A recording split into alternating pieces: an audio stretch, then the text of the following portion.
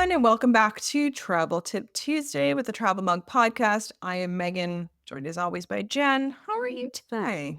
I am doing well. We've booked our next trip to Disney, so I'm very Mm, excited. That is wonderful. We love something on the books. Yes. Live for that. So speaking of travel, I mean, it's why we're here. But recently, we just got back from Amsterdam. I will have a full rundown of the trip with tips and recommendations coming very soon. But one thing I couldn't help but talk about are places, whether it be restaurants, coffee shops, breakfast spots, whatever it might be, that go viral somehow, whether it's an influencer, whether it's a travel tips group. I don't know what it could be and why, though, you should maybe find an equivalent or an even better alternative. Mm. So, in other words, consider not going. This isn't a hard and fast rule that will apply to everything. You will see later what I mean, but it is a good rule of thumb. So, let me explain. So, unlike Iceland, you'll be very proud, Jen. I thought this the whole time we were in Amsterdam. We ate at a lot of restaurants in Amsterdam. Yeah. My favorite. I loved it so much. Oh, And I knew this would be the case. So for once, I did some research on restaurants in advance and got some recommendations from a Facebook travel group prior to travel, knowing we wouldn't go to all of them, knowing we would find other stuff, but just to have a good basis. So as an example of what I'm talking about is a place that kept coming up time and time again to go for breakfast called Omeleg. As you can imagine, it's famous for omelets. mm, I don't know how or why they came to be so known, but they do have a 4.6 with over 5,000 reviews on Google Maps. So, like, obviously, they've caught on somehow. mhm. So, when we arrived and landed at the airport, we took the train into the city center and walked to our Airbnb. It was about, I don't know, 12, 15 minutes. Now, I kid you not, as we walked, I saw the sign and thought, "Oh, there's Omeleg," like, trying to get my bearings a little bit. So this was Yeah. at about 1 PM or so, and lo and behold, there was a line, and not a short one. So I was like, Mhm. "Okay, just a busy day at Omeleg, look at them go." So the next morning, we got up and I was like, "Let's give it a try." So we got there not too late, but maybe 9 AM or so, and yep, you guessed it, there was a line. And again, not a short line. And we did a lot of walking, and we often had to pass by where this restaurant was, and I kid you not, every single time we walked by, there was a long line, except one time, and it was like 3:25 PM. They close at 4 PM, and at that point, Peter's like, "Did you wanna go in?" And I'm like, "Mm-mm, no, I'm not doing it. I refuse." I got stubborn. I'm like, "I refuse to go in this restaurant." Now, it wasn't a big place, so I get probably that's part of the reason why there's a line, but there were also lines because everyone had heard about it from somewhere, just like I had. Mhm. So overall, like, good for them, like, obviously, Mm, but I, like, saw people taking selfies in line and with the sign, and I thought, "This is part of a bigger" I call it problem, but it's really not a problem, but I guess, quote, unquote, "problem." So mhm. people sometimes get paid to promote places or they have a big following, and so it catches on, whatever it is that they're trying to promote, and then everyone wants to go, which means a lot of people won't get to go because it's actually too busy. And that has to be okay. Like, we have to be like, okay, it's busy. I'm going to move along.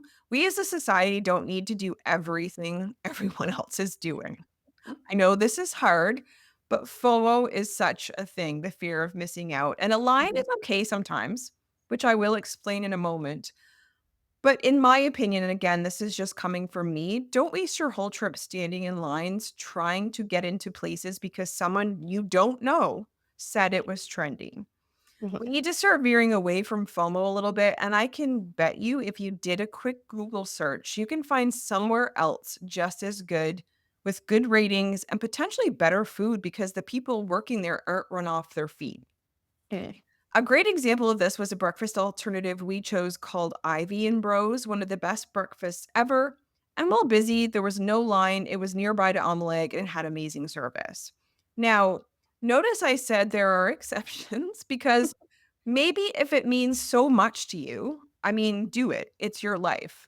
Like, whatever makes you happy. But my point is that there are sometimes likely better places out there that are less busy. Now, my personal exception to this rule in Amsterdam was Von Stapel. And I'm sure that's not how you say it. But this is a cookie shop, a very elegant cookie shop with chandeliers. Oh. And they sell literally one type of cookie. Their ratings on Google are 4.8 with over 10,000 reviews. So again, much like Omeleg, but even on a higher level, the word is out about this place as well. There was a line the 2 times that we went. However, the difference here for me was it was in and out. Like, no one was staying. There were no seats Right. to sit and eat your cookies. You bought your treasures and out you went. So the longest I stood in line was maximum 5 minutes, and for me, this was acceptable. It's the choice that I felt was okay in terms of influenced places. Peter even stood in the line with me the second time, so you know it wasn't long. Man in lines, I mean, no one likes them, but he is really not a fan. And as you stood there, actually, on your left-hand side, you could actually watch the cookies being made, so it, like, entertained you for the few minutes that you were in line. Well, So this is my exception, and for you, it might have been the omelet. Just don't be scared, though, to look for alternatives and find your own gem instead of always following the crowds. So, Jen, have you ever sort of seen something in advance of a vacation that you know was probably, like, virally popular and you did it? And if so, like, what was your experience? Or how do you feel about sort of what I just mentioned in terms of just, like, my opinion? yeah. So we went to New York in 2017 and it was like winter. It was early January, and I had seen this was, like, pre-TikTok, so it was, like, Facebook viral, if you Right. can believe it, but it was, like, these waffle things, and they looked so good, but it's a cart, and it moves around the city, so you had to find it on the day, and, like, we tried to find it one day, and we didn't, and then the last day, we found it, and they were having some sort of issue, with the, like, waffle maker situation, and so we, like, stood there for, like, probably a half an hour to wait for them to try to, like, get it going, and it was like, "Okay, we need to abandon this," and so we did. So that does haunt me a little bit because I did never get that, delicious, delicious waffle.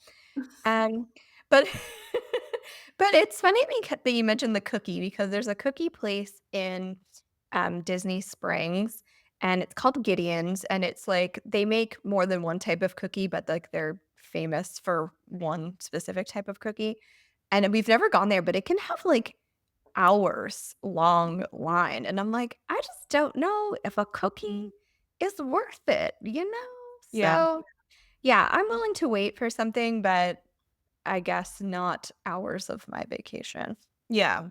No, I Yeah, agree, like, and I'm not, and again, I'm not saying, like, I would never wait for something because, I was just in Montreal and waited for a few things, but again, nothing crazy, but there were also things we were waiting for that we left because the line was too long. So I guess it's just about where do you wanna spend your time on vacation and who made this popular in the first place?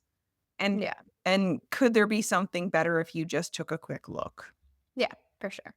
Definitely. Well, that is it for this week's Travel Tip Tuesday. I'll get off my soapbox now.